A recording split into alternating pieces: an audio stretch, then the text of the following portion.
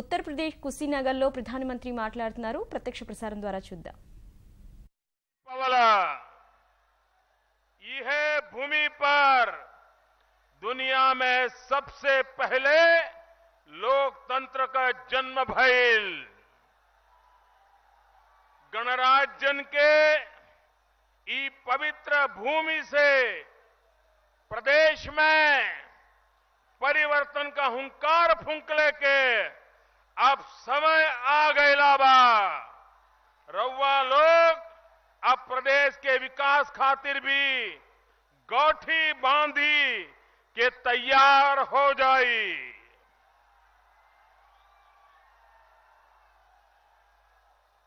मंच पर विराजमान श्रीमान ओम जी, प्रदेश के उत्साही लोकप्रिय नौजवान अध्यक्ष श्री केशव प्रसाद मौर्य जी,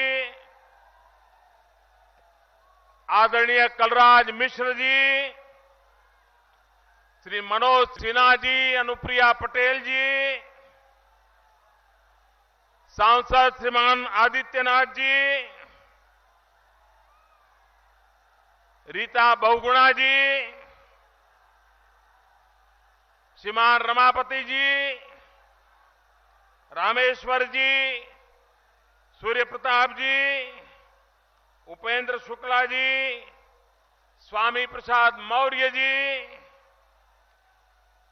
हमारे यहां के सांसद श्रीमान राजेश पांडे जी, श्रीमान कामेश्वर सिंह जी, श्री राम चौहान जी, संतोष सिंह जी, जन्मेजय सिंह जी, दारा सिंह जी, विजय दुबे जी, स्वतंत्र देव सिंह जी, जयप्रकाश जी, शिव प्रताप शुक्ला जी, जयप्रकाश निषाद जी, भाई पंकज सिंह, महेंद्र यादव जी, श्री गंगा सिंह कुशवाहा जी, रविंद्र कुशवाहा जी और विशाल संख्या में पधारे हुए मेरे प्यारे भाइयों और बहनों,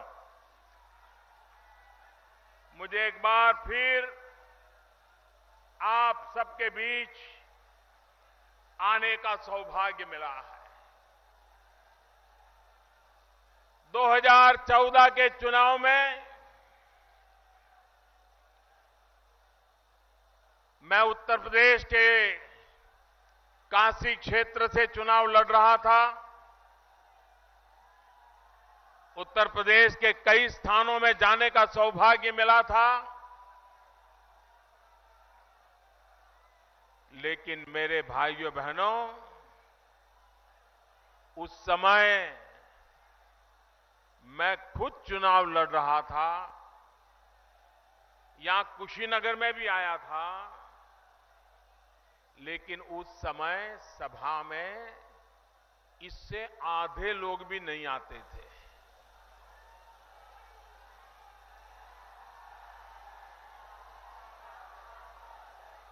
और माताएं बहनें तो कभी नहीं आती थी।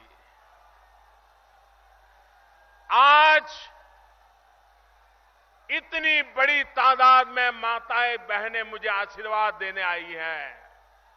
इतनी बड़ी विशाल जनसभा मुझे आशीर्वाद देने आई है।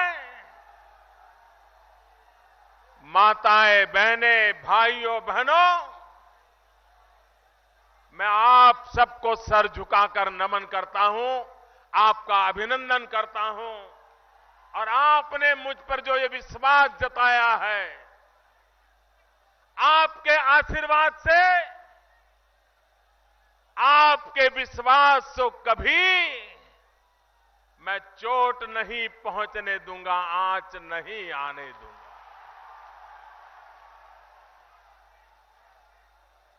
भाइयों बहनों, हम सालों से सुनकर के आए हैं कि हमारा देश कृषि प्रधान देश है।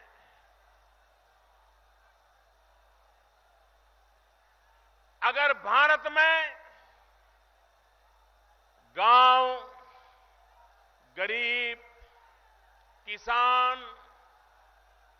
उसके जीवन में अगर हमने बदलाव लाया होता तो हिंदुस्तान को आज जो मुसीबतें झेलनी पड़ रही है, ये मुसीबतें कभी झेलनी नहीं पड़ती। ये हमारा गांव ताकतवर होता, हमारा किसान ताकतवर होता, तो वो हिंदुस्तान की समस्याओं को दूर करने के लिए सबसे पहले खड़ा हुआ होता। और इसलिए भाइयों बहनों, आज जो दिल्ली में सरकार बैठी है, ये सरकार पूरी तरह गरीबों को समर्पित है। ये सरकार गांव को समर्पित है। ये सरकार किसानों को समर्पित है। ये सरकार दलित, पीड़ित, शोषित, वंचित, इन सभी हमारे समाज के लोगों को समर्पित है, उनका कल्याण करना चाहता। भाइयों बहनों, यहां गन्ना का किसान कैसी कैसी परेशानियों से गुजरा है, ये कौन नहीं जानता है। चीनी मिलें यहां के जीवन के लिए चुनौती बन गई। और राजेश जी कह रहे थे, अगर देने वाला मजबूत है तो मांगने की जरूरत क्या है। भाइयों बहनों, मैं भी आप ही के जैसा हूं। ये जमाना चला गया जब सरकार में बैठे हुए लोग ये मानते थे कि वो देने वाले बन गए हैं। हम तो सेवक हैं, सेवक आपकी सेवा करने के लिए आए हैं।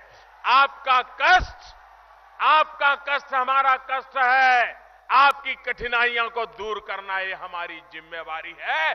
सेवा भाव से करना हमारी जिम्मेवारी है। भाइयों बहनों, अगर देने वाला कोई है तो देशवासी है। भाइयों बहनों, जनता जनार्दन देने वाली होती है। और आपने मुझे इतना दिया है, मैं तो कर्ज चुकाने आया हूं। भाइयों बहनों, कर्ज चुकाने आया। 2014-15 में गन्ना किसानों का बकाया 22,000 करोड़ रुपया था। भाइयों बहनों, 22,000 करोड़। और लोगों को ऐसी आदत हो गई थी कि भाई इसके बिना ठीक है, आया तो आया, नहीं आया तो नहीं आया, इसी से गुजारा कर लो। लोग नाराजगी भी व्यक्त नहीं करते थे, सिर्फ हाथ जोड़ के विनती करते रहते थे। चीनी मालिकों को कह रहते थे कि जरा भुगतान कर दो। लखनऊ में सरकार को परवाह नहीं होती थी। उसको तो लगता था कि चुनाव आएंगे, कुछ इधर उधर का बांट देंगे तो गाड़ी चल जाएगी। लोग सहने के आदी हो गए थे। जब दिल्ली में सरकार बनी, उत्तर प्रदेश के लोगों ने मुझे इतना बड़ा सेवा का अवसर दिया। हमने तय किया कि गन्ना किसानों की चिंता करेंगे। भाइयों बहनों, 2014-15 के 22,000 करोड़ बकाया था। अब शायद मुश्किल से उंगली से गिन सके इतना बचा होगा। बाकी सारी बातें किसान के घर तक पहुंचा दी। मेरे पास चीनी वाले आए थे, वो कह रहे थे साहब दाम कम हो गया है, चीनी का कारखाना चलाना मुश्किल हो गया है, हमें पैकेज दे दो। मैंने कहा पैकेज लेने की आपकी आदत पुरानी है, लेकिन मोदी नया है।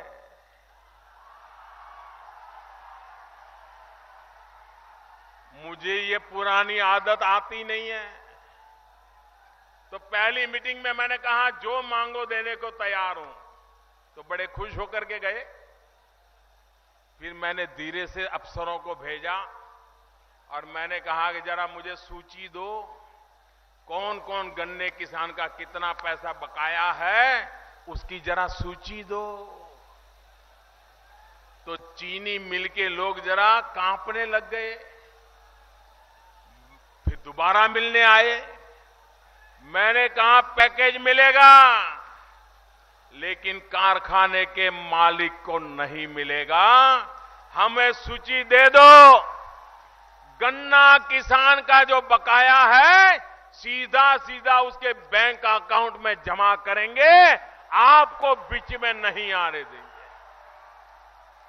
तो वो कहने लगे नहीं नहीं साहब पैकेज नहीं चाहिए, यहां तक कहने लगे पैकेज नहीं चाहिए। भाइयों बहनों, सरकार ने फैसला किया गन्ना किसानों का बकाया है, उसका पैकेज चीनी मालिकों को नहीं दिया जाएगा, गन्ना किसानों के खाते में जमा होगा। और जिन जिन लोगों ने बैंक का खाता खुलवाया उसका तुरंत फायदा उनको मिल गया, उनके खाते में सीधा पैसा जमा हो गया, कोई बिचौलिया बीच में नहीं आया। भाइयों बहनों, चीनी मिले चले, गन्ना किसान को उसकी मेहनत का पैसा मिले, इसके लिए हमारी भरपूर कोशिश है। लेकिन इसके लिए